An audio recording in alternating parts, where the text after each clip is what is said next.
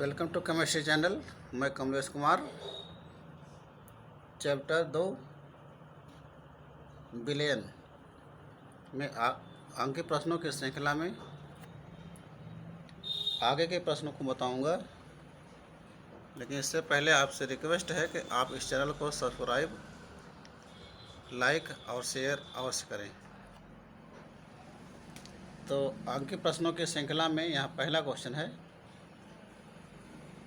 एक विलयन में 80 ग्राम प्रति लीटर NaOH घुला है, इसकी नॉर्मलता एवं मोलरता की गणना कीजिए।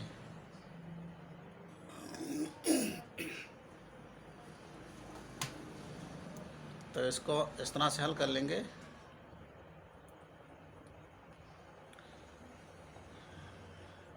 NaOH का अणुभार निकालेंगे। A का बराबर सोडियम का परमाणु भार 23, O का परमाणु भार 16 और H का परमाणु भार 1। तो अणुभार आ जाएगा जोड़ने पर 40। NaOH का तुल्यांकी भार बराबर, ये सूत्र होता है NaOH का अणुभार बटे अम्लता। अम्लता यहाँ व्यक्त करता है, यहाँ पर अगर क्षार है तो अम्लता व्यक्त करता है। ये अम्लता जो होता है वो हाइड्रोक्सी आयनों की संख्या होती है। तो हाइड्रोक्सी आयनों की संख्या 1 है तो हो जाएगा 40 बटे 1, तो तुल्यांकी भार आ जाएगा 40। NaOH विलयन की नॉर्मलता बराबर ग्राम प्रति लीटर में सांद्रता बटे तुल्यांकी भार। मान रखेंगे सांद्रता है 80 और तुल्यांकी भार है 40, तो यहाँ पर हो जाएगा नॉर्मलता आ जाएगी 2N। इसी प्रकार से NaOH की मोलरता बराबर सूत्र है ग्राम प्रति सांद्रता बटे अणुभार। सांद्रता दोनों के लिए वही 80 और अणुभार NaOH का 40, तो मोलरता आएगी यहाँ पर 2M। ये दोनों इसका आंसर हो जाएगा।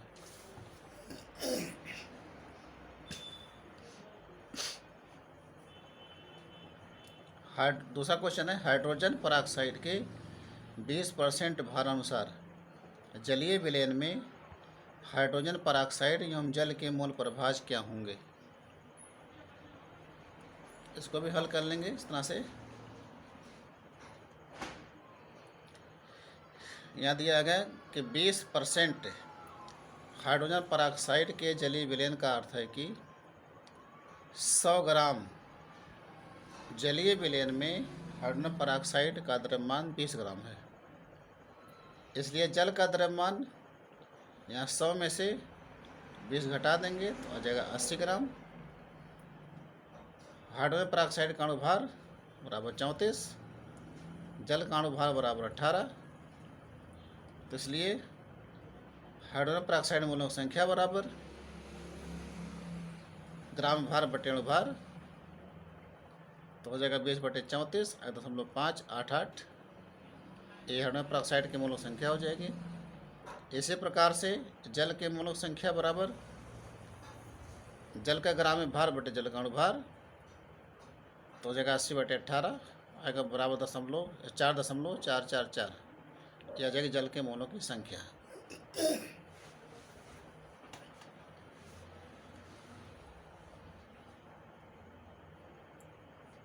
उसके बाद निकालेंगे यहाँ पर हाइड्रोजन परऑक्साइड का मोल प्रभाज बराबर, तो H2O2 के मोलों की संख्या बटे H2O2 की मोलों संख्या प्लस जल के मोलों संख्या। मान रखेंगे जल मोल संख्या 0.588 आया था और H2O की मोल संख्या 4.444। तो यहाँ इसको हल कर लेंगे, जोड़ करके भाग करेंगे तो आएगा मोल प्रभाज हाइड्रोजन परऑक्साइड का 0.117।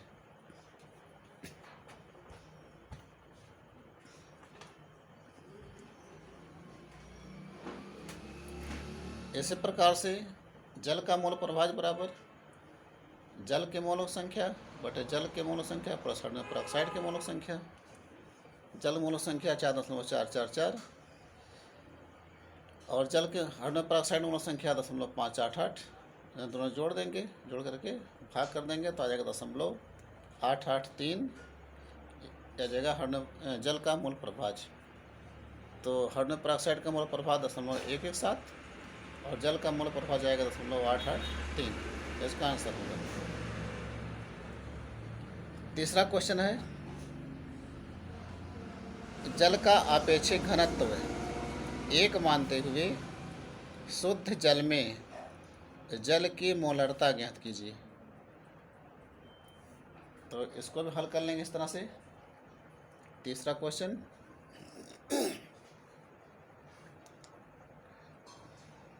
जल का घनत्व दिया गया 1 ग्राम प्रति मिलीलीटर, जल की सांद्रता बराबर 1000 ग्राम प्रति लीटर, जल का अणुभार बराबर 18, तो शुद्ध जल की मोलरता बराबर जल की सांद्रता ग्राम प्रति लीटर में बटे जल का अणुभार, तो सांद्रता यहाँ पर है 1000, अणुभार 18, भाग करेंगे तो आंसर आ जाएगा 55.56 मोल प्रति लीटर या मोल यम मोल प्रति लीटर की मोलरता हो जाएगी।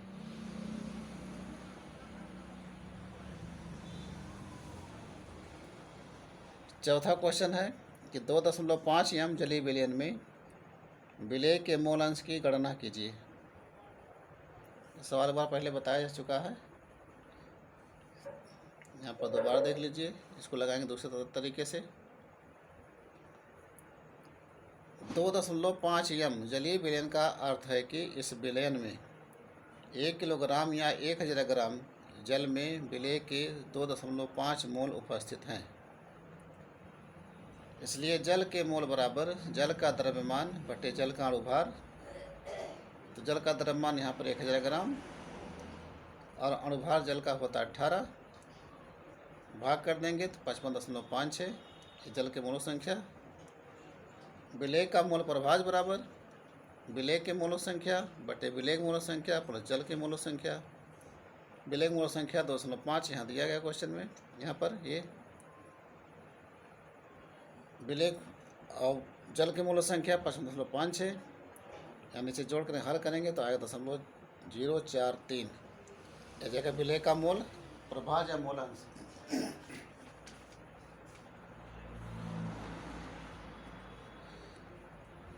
इसी सवाल को इस सवाल को जो है निम्नलिखित सूत्र द्वारा भी हल कर सकते हैं। यानी विलेय का मोल प्रभाज या मोल अंश बराबर मोललता बटे 55.56 प्लस मोललता। 55.56 जो है ये जल की मोलों की संख्या है। तो यहाँ पर मान रख करके हल कर लेंगे तभी उतना आंसर है 0.043। चाहे उतना लगाइए चाहे इस तरह लगाइए, दोनों सही है। पांचवा क्वेश्चन है, 100 मिलीलीटर विलयन में हाइड्रोक्लोरिक अम्ल के 18.25 ग्राम घुले हैं। विलयन की नॉर्मलता ज्ञात कीजिए। यहाँ पर नॉर्मलता ज्ञात करना है हमको 5वें सवाल में। तो बहुत आसान सवाल है। चूँकि 500 ml विलयन में ml में होता है मिलीलीटर में HCl की घुली मात्रा बराबर 18.25 ग्राम, इसलिए 1 ml विलयन में HCl घुली मात्रा बराबर 18.25 बटा 500 ग्राम। इसलिए हम निकालेंगे 1000 मिलीलीटर में या 1 लीटर में कितना HCl घुला हुआ है। तो विलयन में HCl घुली मात्रा बराबर 18.25 गुणे 1000 बटे 500। हल करने पर आएगा 36.50 ग्राम। तो यही हो जाएगा HCl विलयन की सांद्रता बराबर 36.5 ग्राम प्रति लीटर। तो HCl विलयन की नॉर्मलता हो जाएगी ग्राम प्रति लीटर में सांद्रता बटे तुल्यांकी भार या तुल्यांकी द्रव्यमान। तो यहाँ पर हम तुल्यांकी भार निकाल लेंगे। पहले हम HCl का अणुभार निकालेंगे। H का परमाणु भार 1, Cl का 35.5 जोड़ेंगे 36.5। तो HCl का तुल्यांकी भार बराबर अणुभार बटे क्षारकता। क्षारकता यहाँ पर जो हाइड्रोजन आयन है उसकी संख्या को व्यक्त करता है। तो यहाँ पर 1H है तो बटे 1, तो तुल्यांकी भार आ जाएगा यहाँ पर 36.5। अब इस मान को यहाँ रखेंगे ग्राम प्रति लीटर सांद्रता बटे तुल्यांक की भार में, तो 36.5 बटे 36.5 काटेंगे, आ जाएगा 1 n। जो नॉर्मलता है हो जाएगी 1, यानी 1 ग्राम तुल्यांक प्रति लीटर।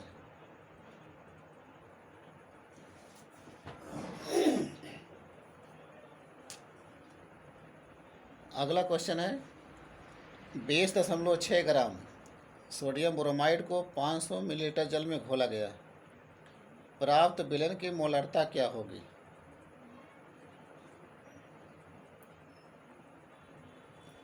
इस सवाल में मोलारता ज्ञात करना है। मोलारता छठे क्वेश्चन में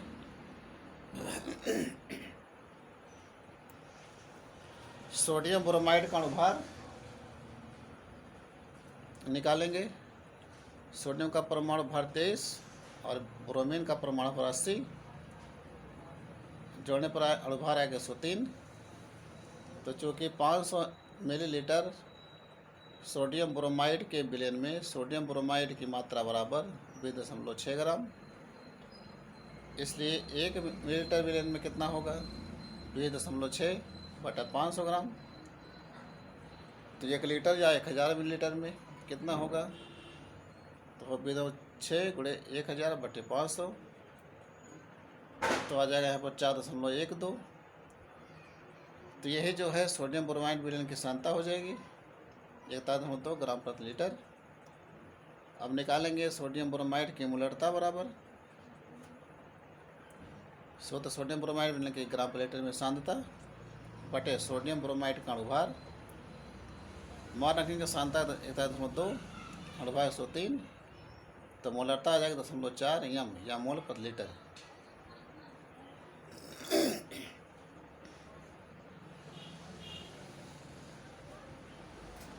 उसके बाद है अगला सवाल 14.9 ग्राम पोटेशियम क्लोराइड को 500 मिलीलीटर जल में घोला जाता है, विलयन की मोलारता क्या होगी? तो उसी प्रकार से भी सवाल हल कर लेंगे जिस तरह से छठवां सवाल हल किया है। पहले KCl का अणुभार निकालेंगे। K का परमाणु भार 39 और Cl का 35.5, अणुभार आ जाए जोड़ने पर 74.5। तो चूँकि 500 ml KCl के विलयन KCl की मात्रा 14.9 ग्राम, एक पर कितना होगा? 14.9 बटे 500, तो 1000 कितना हो जाएगा? यहाँ गुणा करके भाग करेंगे तो आ जाएगा 29.8 ग्राम। ये इसकी सांद्रता हो जाएगी पोटेशियम क्लोराइड विलयन की। तो निकालेंगे, इसलिए KCl विलयन की मोलारता बराबर KCl विलयन की सांद्रता ग्राम पर लीटर में बटा KCl का अणुभार। तो सांद्रता 29.8 और अणुभार 74.5, भाग करेंगे 1.4 एम या मोल प्रति लीटर।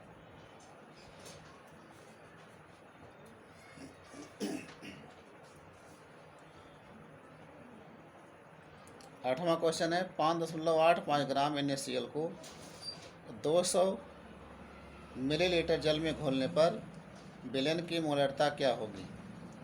यहाँ पर Na का परमाणु भार 23, Cl का 5 दिया गया है। तो हल कर लेंगे। आठवां क्वेश्चन NaCl का अणुभार हल करेंगे 58.5।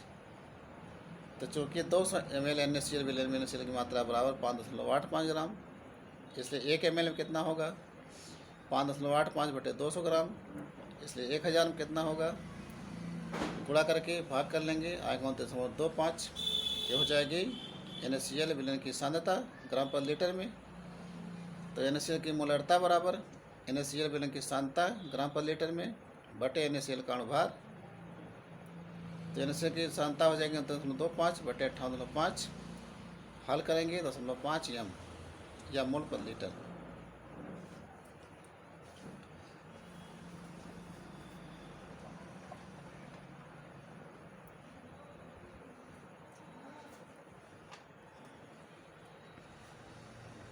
उसके बाद आठवां सवाल है सल्फ्यूरिक अम्ल का 0.2 एम विलयन बनाने के लिए 250 मिलीलीटर जल में इस अम्ल के कितने ग्राम घुलने पड़ेंगे?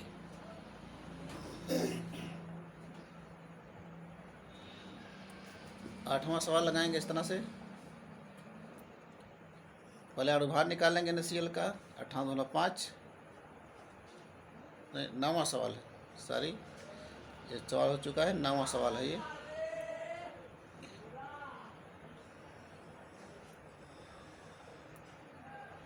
H2SO4 का अणुभार ज्ञात कर लेंगे, आएगा 98, मोलरता 0.2 m तथा आयतन 250 ml दिया गया है। इसे सल्फ्यूरिक अम्ल की आवश्यक मात्रा बराबर मोलरता गुणे अणुभार गुणे आयतन बटा 1000। तो मोलरता 0.2, अणुभार 98, आयतन 250 बटा 1000 भाग करेंगे तो आ जाएगा 4.9 ग्राम। ये इसका आंसर हो जाएगा। 11.7 ग्राम सोडियम क्लोराइड को 500 मिलीलीटर जल में घोला गया है। विलयन की मोललता ज्ञात कीजिए। इस सवाल यहाँ मोललता ज्ञात करना है 10वें सवाल में। तो मोललता ज्ञात करने के लिए यहाँ पर इस तरह से लगाएंगे। NaCl का अणुभार निकालेंगे 58.5, जल घनत्व 1 ग्राम प्रति मिलीलीटर, इसलिए 500 ml जल का द्रव्यमान बराबर ml, ये ग्राम बराबर हो जाएगा लगभग। तो 500 ग्राम या इसको बनाएं किलोग्राम, 0.5 किलोग्राम। इसमें 1000 से भाग कर देंगे 500 ग्राम में तो आ जाएगा किलोग्राम में। इसलिए NaCl विलयन की मोललता बराबर NaCl का द्रव्यमान ग्राम में बटे NaCl का अणुभार गुणे जल का किलोग्राम में भार। मान रखेंगे कि 7 बटा 58.5 गुणे 0.5 गुणा करके भाग करेंगे तो आ जाएगा लगभग 0.4 m, यानी मोलल है। ये मतलब स्मॉल m है, मोलल या मोल प्रति किलोग्राम। 11वां सवाल है, एल्कोहल जल के मिश्रण में भार अनुसार 54% जल है। इस मिश्रण में एल्कोहल का मोल प्रभाज क्या होगा?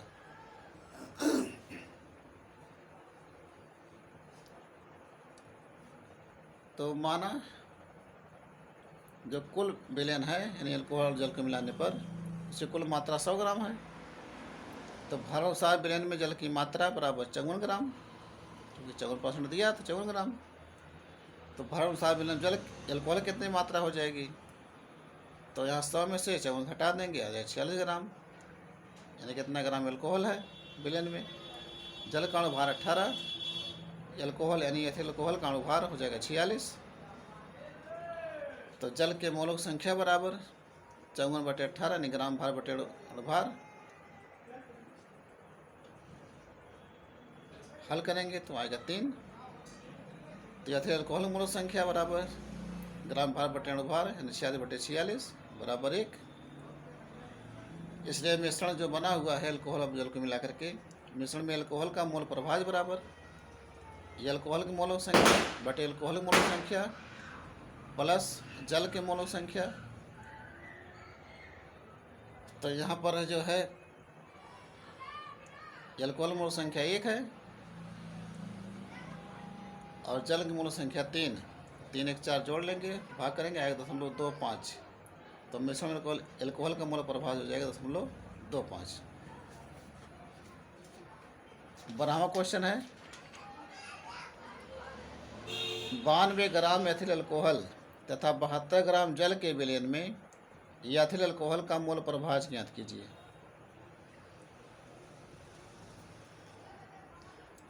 तो 12वां क्वेश्चन लगाएंगे इस तरह से।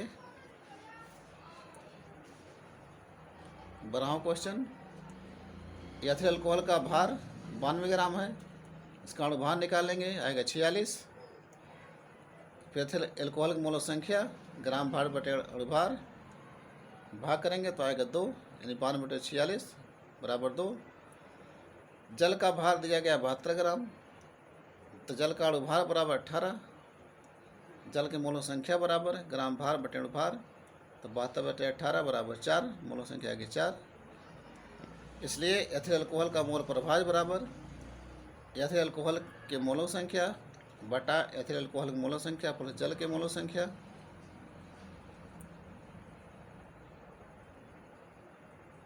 तो यहाँ पर हो जाएगा 2/2 + 4, 4 + 2 जोड़ेंगे 6 आएगा, भाग करेंगे आएगा 0.33।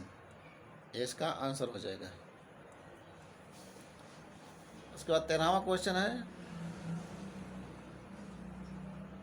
H2SO4 का एक नमूना 94% W/B है।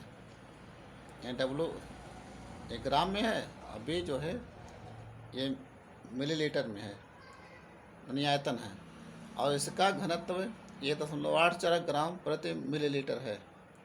इस विलयन की मोललता ज्ञात कीजिए। यहाँ पर मोललता ज्ञात करना है। तो देखिए 13वां सवाल, इसको इस तरह लगाएंगे।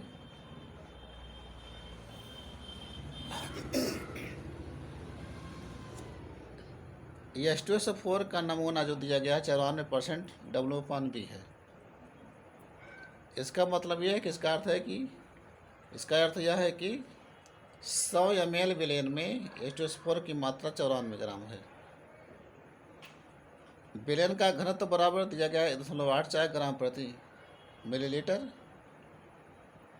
इसलिए विलयन का द्रव्यमान बराबर घनत्व गुणे आयतन। घनत्व 0.84, आयतन है यहाँ पर 100 ml, गुणा करेंगे तो द्रव्यमान आ जाएगा विलयन का 184 ग्राम। अब इस विलयन में चूँकि जो 184 ग्राम आया है, यानी इस विलयन में H2SO4 का द्रव्यमान बराबर 94 ग्राम है।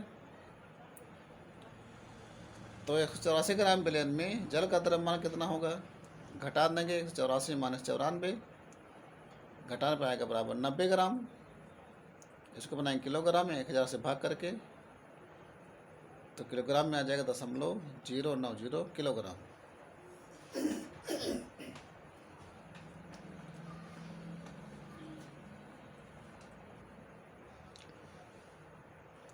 H2SO4 का अणुभार 98, इसलिए H2SO4 विलयन की मोललता बराबर H2SO4 का ग्राम में भार बटा H2SO4 का अणुभार गुणे जल का किलोग्राम में भार। तो यहाँ हो जाएगा 94/98 गुणे 0.090। गुणा करेंगे तो गुणा करने पर 8 नीचे आएगा 8.82, भाग कर देंगे इसमें तो आ जाएगा 10.65 मोलल।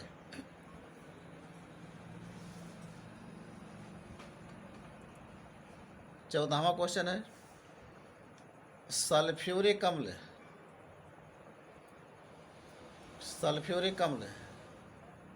जिसका अपेक्षित घनत्व 1.787 ग्राम प्रति मिलीलीटर है कि एक बोतल पर 86% भारानुसार का लेबल लगा है।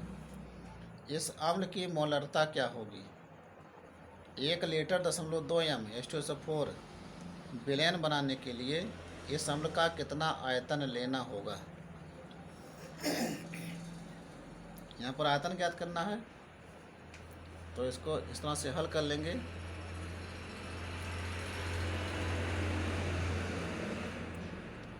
%86 भारानुसार का अर्थ है कि 100 ग्राम विलयन में H2SO4 की मात्रा 86 ग्राम है। दिया गया H2SO4 विलयन का घनत्व बराबर 1.787 ग्राम प्रति मिलीलीटर। इसलिए H2SO4 विलयन का आयतन बराबर H2SO4 विलयन का ग्राम में द्रव्यमान बटा H2SO4 विलयन का घनत्व।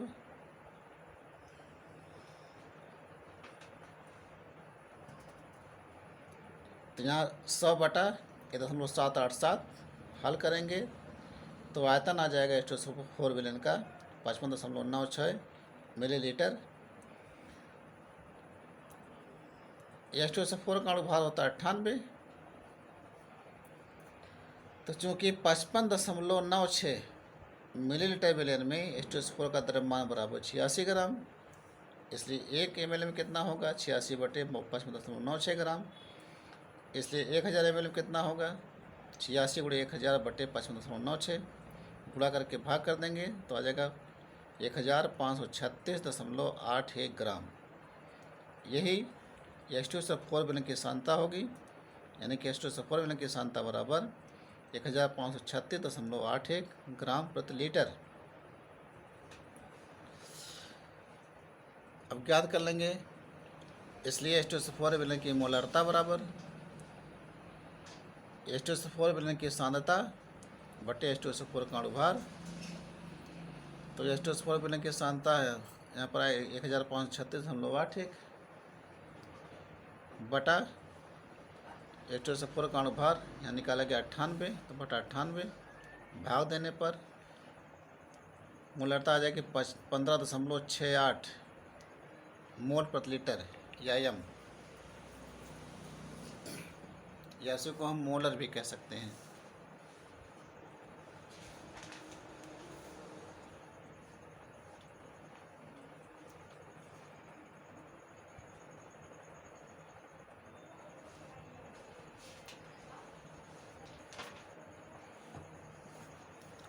हमको यहाँ पर आयतन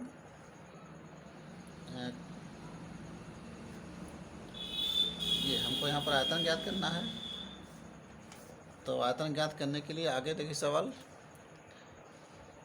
तरलता के लिए मोलरता समीकरण होता है M1V1 बराबर M2V2। M1 का मान है 15.68 गुणे V1 बराबर M2 का मान यहाँ दिया गया होगा, दिया गया 0.2 m, तो यहाँ 0.2 m रखेंगे। अब आयतन है 1000 ग्राम,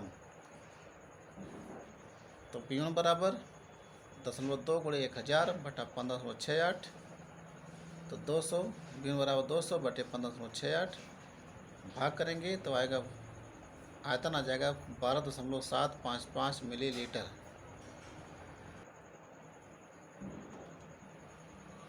पंद्रहवां क्वेश्चन है कि 36 ग्राम जल और 46 ग्राम एथिल अल्कोहल मिश्रण में दोनों का मोल प्रभाज ज्ञात कीजिए।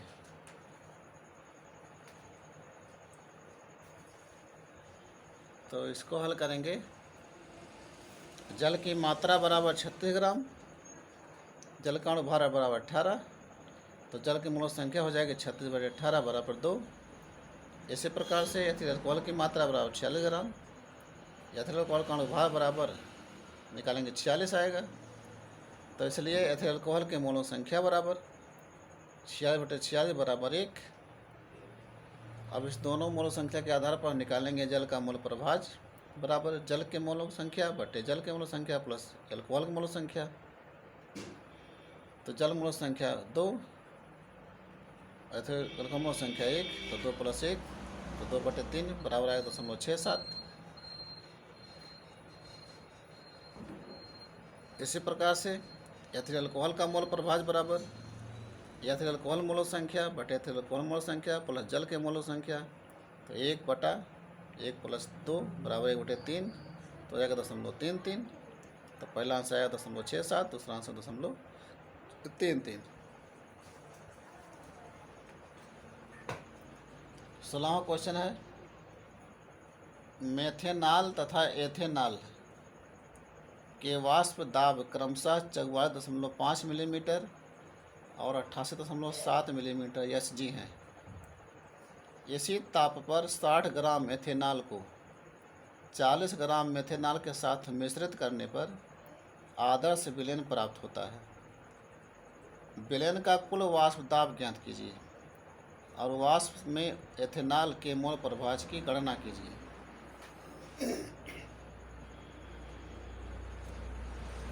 तो देखिए 16वां सवाल इस तरह से लगेगा,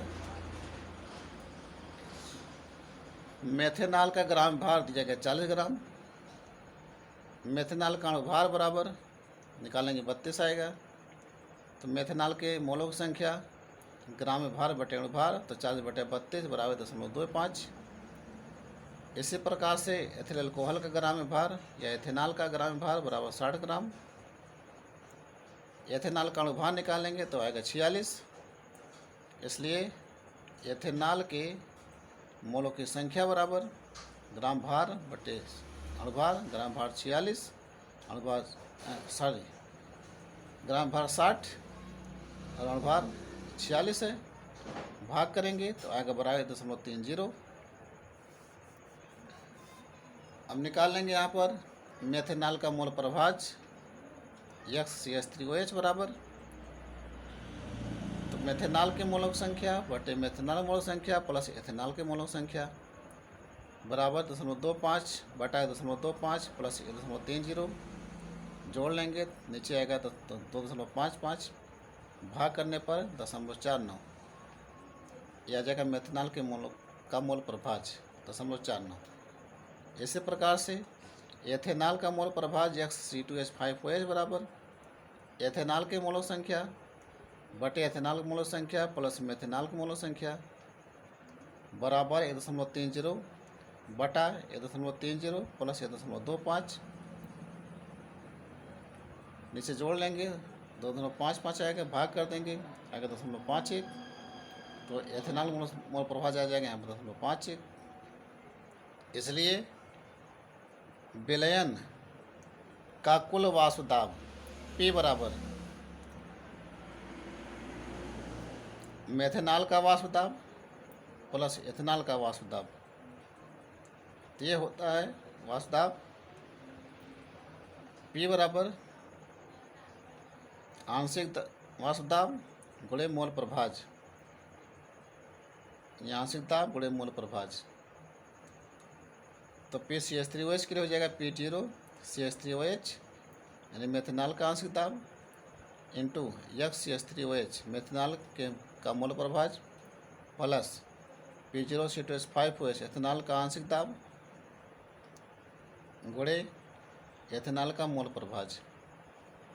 तो यहाँ मान रखेंगे आंशिक दाब है, आंशिक वाष्प दाब है 14.5 गुणे मोल प्रभाज 0.49 प्लस एथिल अल्कोहल का वाष्प दाब यहाँ पर आंशिक है 28.7 गुणे मोल प्रभाज 0.51।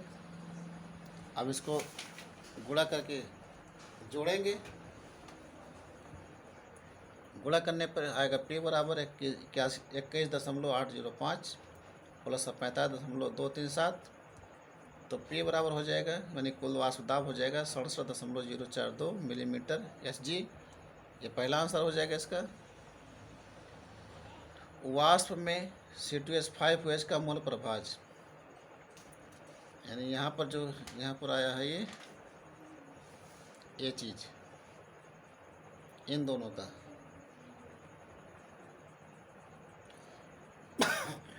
इन दोनों का जो है हमको मिला करके वाष्प दाब का मोल प्रभाज ज्ञात करना है।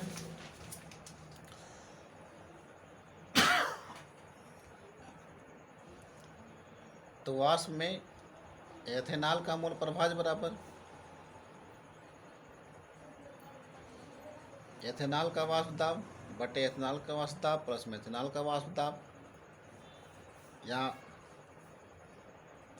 PCH5OH का मान है 45.237 और CH3OH यह 21.805, तो नीचे जोड़ लेंगे, जोड़ करके ऊपर भाग कर देंगे तो आएगा मोल प्रभाज C2H5OH का वाष्प अवस्था में 0.6747, इसका दूसरा आंसर हो जाएगा।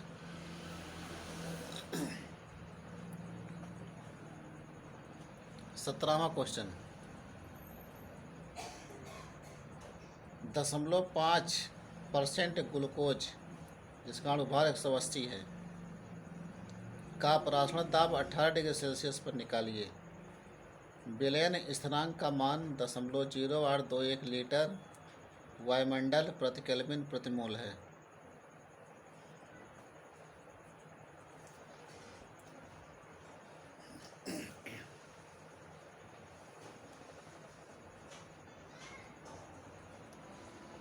तो 0.5% ग्लूकोज का अर्थ है कि 100 ml विलयन में 0.5 ग्राम ग्लूकोज है, ml माने मिलीलीटर।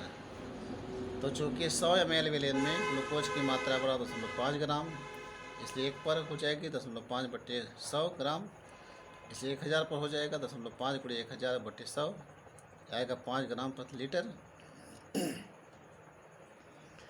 अतः ग्लूकोज विलयन की सांद्रता आ गई 5 ग्राम प्रति लीटर। ग्लूकोज विलयन की मोलरता इसको यहाँ दिखा देते हैं C से बराबर ग्लूकोज विलयन की सांद्रता बटे ग्लूकोज का अणुभार। तो ग्लूकोज का अणुभार यहाँ निकाल लेंगे।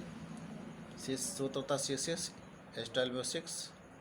इसका अणुभार बराबर C का परमाणु भार 12, H का परमाणु भार 1, O का परमाणु भार 16, तो हो जाएगा 12 गुणे 6, H का 1 गुणे 12, O का 16 गुणे 6, तो 72 + 12 + 16 छक्के 96, जोड़ेंगे तो ग्लूकोज का अणुभार आ जाएगा 180।